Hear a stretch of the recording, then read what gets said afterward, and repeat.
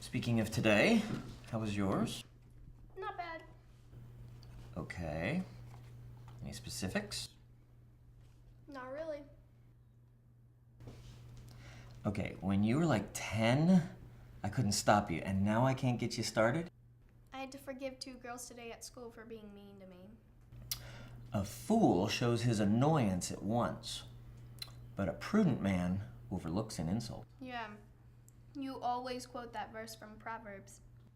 Because it's true. So what'd they do? I don't know. I overlooked it.